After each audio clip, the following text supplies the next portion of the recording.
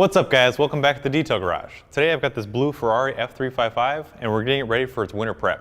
So to start off, we're going to wash the top. This car has been sitting outside for a little while. It's been neglected. As you can see, it's covered in water spots, dust.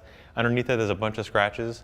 But to start off, we want to clean this top. Now this is a purely fabric top that has no insulation, so we don't want to saturate the surface because it could cause some seepage. What we're going to do is we're going to first blow all the dust that's on this off of it. Then we're going to use our convertible top cleaner to get as much of the staining and anything that's stuck inside the fabric. And then we'll go ahead and protect it all after it's dry. So let's get started by blowing off all this dust. But first I want to show you guys how much is actually stuck in the fibers. On camera it's hard to pick up, but in person this thing is actually really dirty.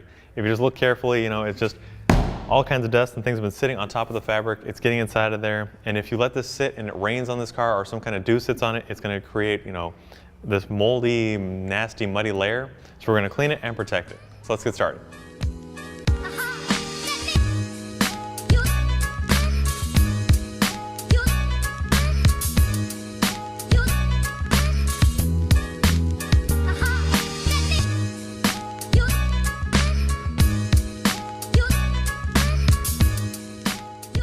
So by using the blower, I was able to get off as much of the dust and debris that was sitting on top of the fabric.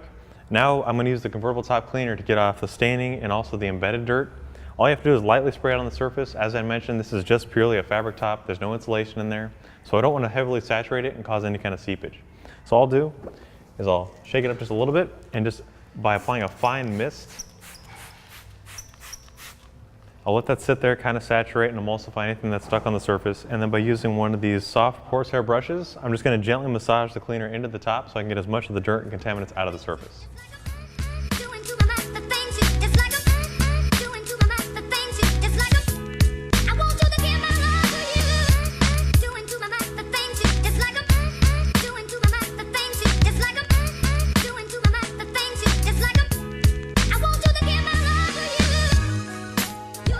So normally when you clean a convertible top or any kind of fabric upholstery piece, you want it to foam up because that's going to help you get deep within there. But as I keep mentioning, this is purely just a piece of fabric on here. There's no protective coating, there's no insulation. So we're just being very gentle on it. But already you can see it's pulling off some dirt, some debris that's been still stuck in the fibers. We're going to clean off the rest of this, and then we're going to take it outside, wash the entire car, let this dry a little bit, and then we're going to go and protect it.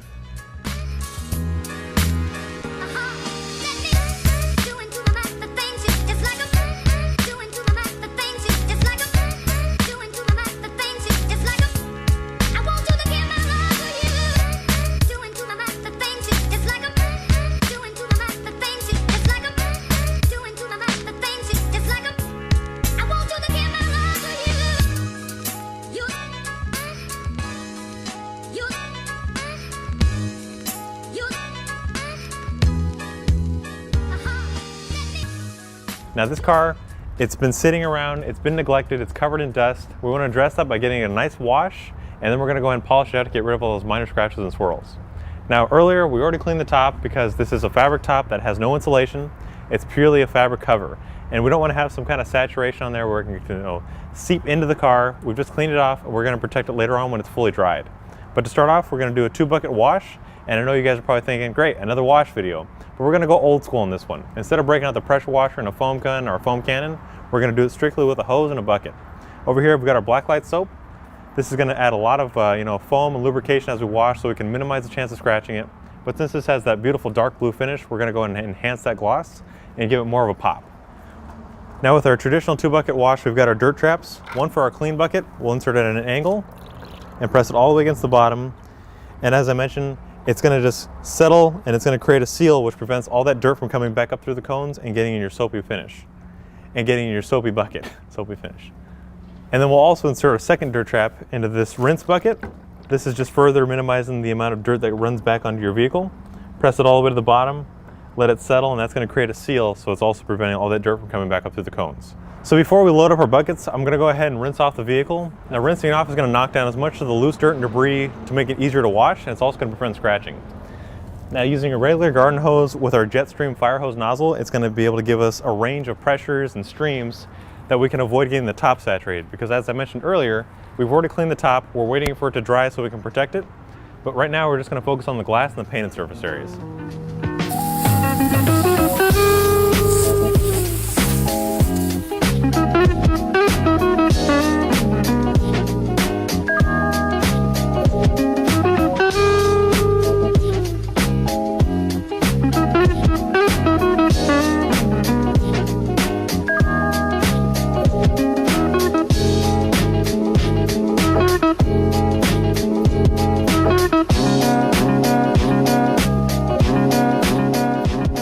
So now that the car's already rinsed off, let's load up our bucket using some blacklight soap.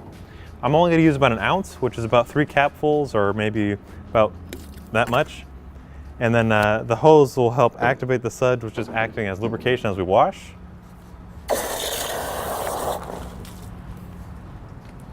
And like I mentioned before, we're going to do this old school where we're just going to use the buckets and a hose instead of using a pressure washer or a foam cannon. This is how you know, cars used to be washed back in the day. That's how we're doing it today. So using our Chanel wash mitt, we'll just go in and get some soap and foam on it. We'll start at the highest point, and since we're not doing the top, it'll be the glass, then we'll work down on the hood and the doors.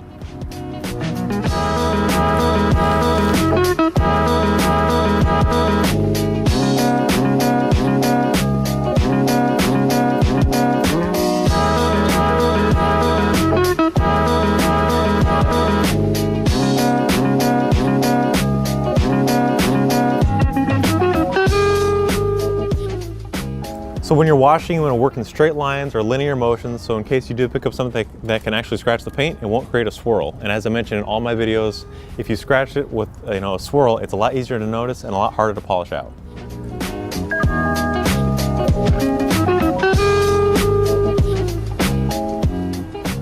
And as you wash, your mitt's going to start to pick up a lot of dirt and debris, things that can actually scratch the paint. That's what you have your second bucket for.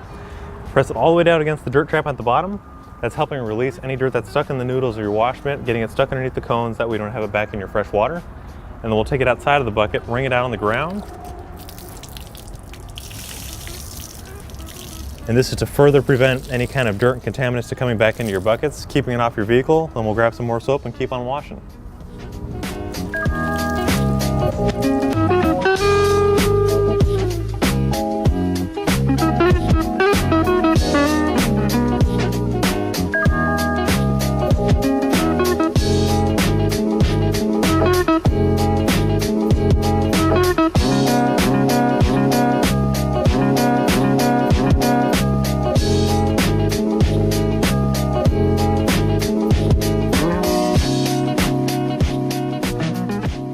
So using the blacklight soap, it's added a lot of lubrication, so I was able to pick up all the loose dirt without scratching the surface. Now we're going to go and rinse it off. I know this is the way that a lot of you guys first started out washing your car. Your first car, this is probably how you washed it without a pressure washer and a foam gun. Probably bring back some memories of the first time you washed your Ferrari. Let's just go and rinse it off, get this thing dried.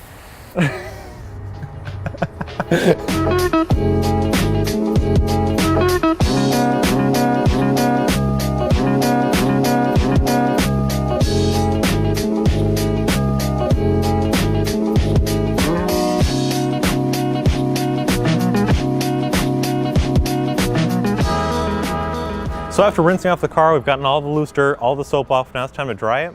It's not too warm outside. It's actually pretty cold. The sun's not out, so we're gonna go and just do it out here.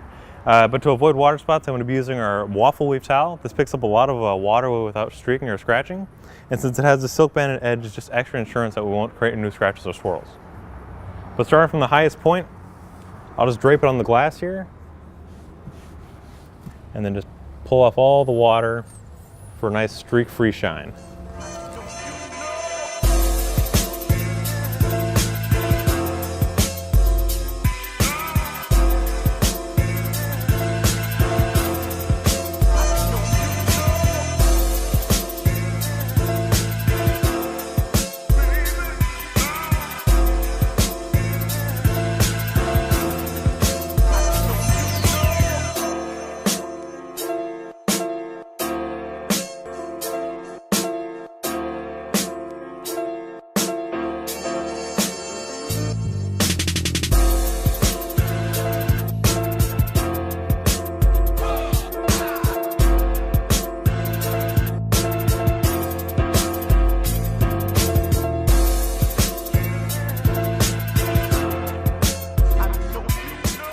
So as I mentioned before, we were going to clean the top, then clean the body, and now we brought it back inside, and after drying off the car, we're going to go ahead and protect the top. So I'm using our convertible top protectant. All you have to do is spray this on the surface, let it dry, just a fine mist so it'll bond right to the surface. I taped off the top here. It's just because I don't want to get too much overspray. It's fine to get it on the paint and the body, but I just want to control as much of the overspray as I can. But you just gently mist it on. So So as you guys see, just a fine mist. You want to let this cure for about 15 to 20 minutes, and it's going to give you durable protection against water spots, harsh elements, things beating down on the top. Also against water building up on the surface.